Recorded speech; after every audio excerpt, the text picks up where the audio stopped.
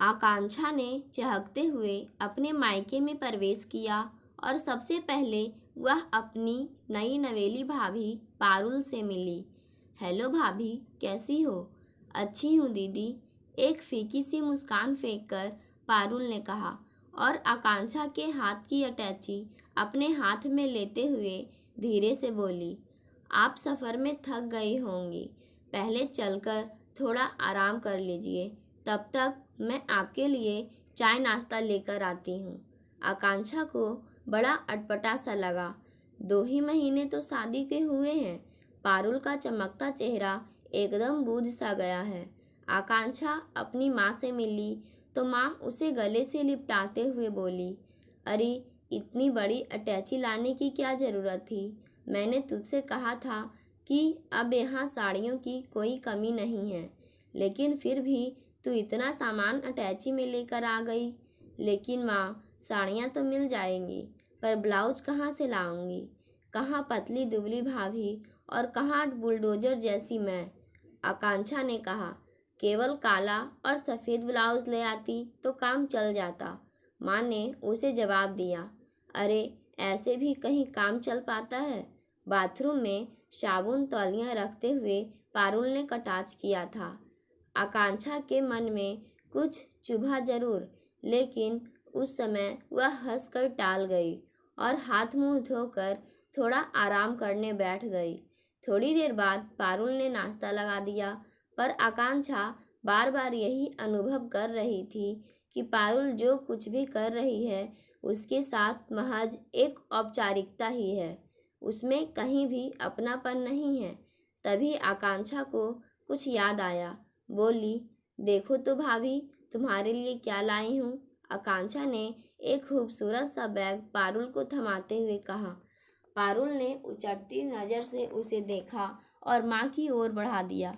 क्यों भाभी, तुम्हें पसंद नहीं आया? पसंद तो बहुत है दीदी, पर क्या भाभी, तुम्हारे लिए लाई हूँ, अपने पास रखो। पारुल असमंजस की स्थिति में उसे लिए खड़ी रही। माँ जी चुपचाप दोनों को देख रही थी। क्या बात है माँ, भाभी इतना संकोच क्यों कर रही है? अरे अब नखरे ही करती रहेगी या उठाकर रखेगी भी? पता नहीं कैसी पढ़ी लिखी है, दूसरे का मन रखना जरा भी नहीं जानती। नखरे तो हर वक्त नाक पर रखे रहते हैं। माँ ने तीखे स्वर में कहा।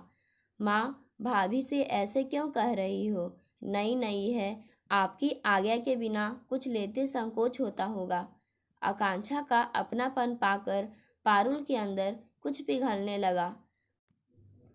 उसकी नम हो आई आंखें आकांक्षा से छिपी ना रह सकी। आकांक्षा सभी के लिए कोई ना कोई उपहार लाई थी। छोटी बहन कोमल के लिए सलवार सूट, रजनीश के लिए नेक टाई और कुंदन के लिए शर्ट पीस। उसने सारे उपहार निकालकर सामने रख दिए। सब अपने अपने उपहार लेकर बड़े प्रसन्न थे और पारुल चुप बैठी सब देख रही थी। भाभी, आप कश्मीर घूमने गई थी, हमारे लिए क्या लाई? आकांक्षा ने टोका। पारुल एक फीकी सी मुस्कान के साथ जमीन देखने लगी।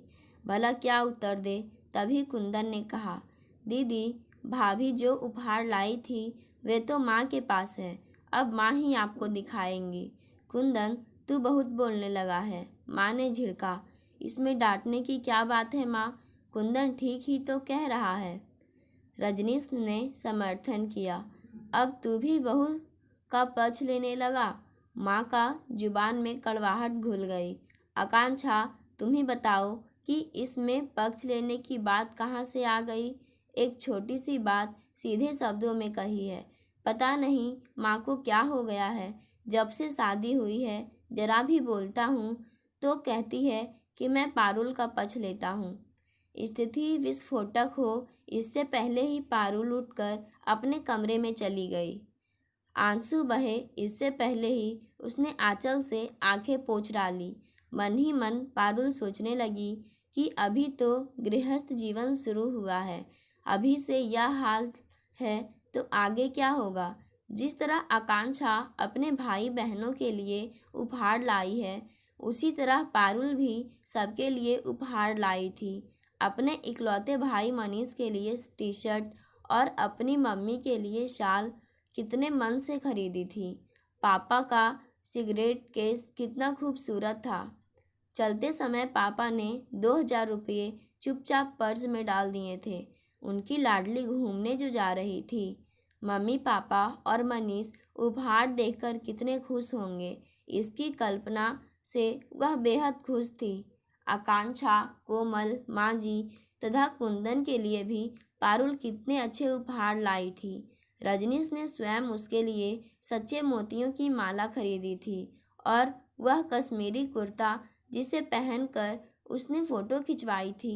कश्मीर से कितने खुश खुश लौटे थे वे और एक एक सामान निकाल कर दिखा रहे थे। माँ जी के लिए कश्मीरी सिल्क की साड़ी, पापा जी के लिए गरम गाउन, कोमल के लिए कश्मीरी कुर्ता, कुंदन के लिए घड़ी और आकांक्षा के लिए गरम शॉल। माँ जी एक एक सामान देखती रही और फिर सारा सामान उठाकर अलमारी में रखवा दिया। तभी माँ जी की नज़र पारुल के गले में पड़ी मोतियों की माला पर पड़ी। कोमल ने कहा, भाभी क्या यह माला भी वहीं से ले ली थी? बड़ी प्यारी है। और पारुल ने वह माला गले में से उतारकर कोमल को दे दी थी। कोमल ने पहनकर देखी तो माँ जी एकदम बोल उठी, तुझ पर बड़ी जम रही है, चल उतार कर रख दे, कहीं आने जाने में पहनना, रोज पहनने में चमक खराब हो जाएगी। रजनीश और पारुल हतप्रभ से रह गए। रजनीश द्वारा पारुल को दिया गया प्रथम प्रेमोपहार कोमल और माँ जी ने इस तरह झटक लिया, इसको दुख पारुल से अधिक रजनीश को था। रजनीश कुछ कहना चाहता था कि पारुल ने आँख के इशारे से मना कर दिया। 2 दिन बाद पारुल का इकलौता भाई मनीष उसे लेने आ पहुँचा। आते ही उसने भी सवाल दागा, दीदी यात्रा कैसी रही, मेरे लिए क्या लाई, अभी दिखाती हूँ, कहकर पारुल माँ जी के पास जाकर बोली, माँ जी मनीष और मम्मी पापा के लिए जो उपहार लाई थी जरा वो दे दीजिए। तुम भी कैसे बातें करती हो बहू, क्या तुम्हारे लाए उपहार तुम्हारे मम्मी पापा स्वीकार करेंगे? उनसे कहने की ज़रूरत क्या है? फिर कल कोमल का विवाह करना है, उसके लिए भी तो ज़रूरत पड़ेगी। घर देखकर चलना अभी से सीखो। सुनकर पारुल का मन धुआं धुआं हो उठा। अब भला मनीष को वह क्या उत्तर दे? जब मन टूटता है तो बुद्धि भी साथ नहीं देती। किसी प्रकार स्वयं को संभाल कर मुस्कुराती हुई लौटकर वह मनीष से बोली, तुम्हारे जीजा जी आ जाएं तभी दिखाऊंगी। अलमारी की चाबी उन्हीं के साथ चली गई है। उस समय तो बात बन गई, लेकिन रजनीश के लौटने पर पारुल ने उसे एकांत में सारी बात बता दी।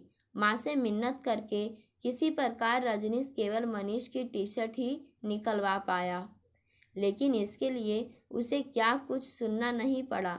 मायके से मिले सारे उपहार माँ जी ने पहले ही उठाकर अपनी अलमारी में रख दिए थे।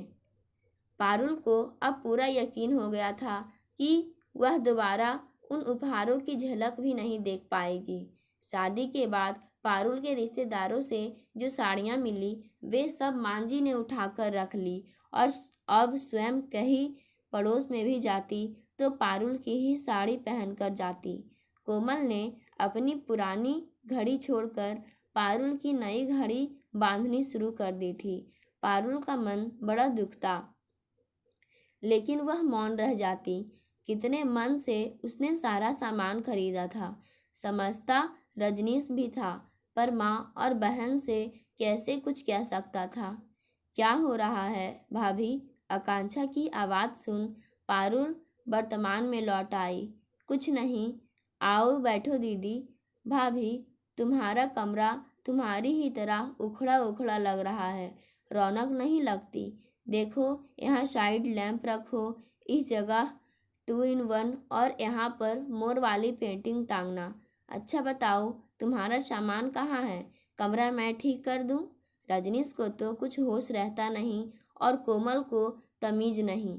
आकांक्षा ने कमरे का जायजा लेते हुए कहा, आपने बता दिया, मैं सब बाद में ठीक कर दूँगी दीदी, अभी तो शाम के खाने की व्यवस्था कर लूं?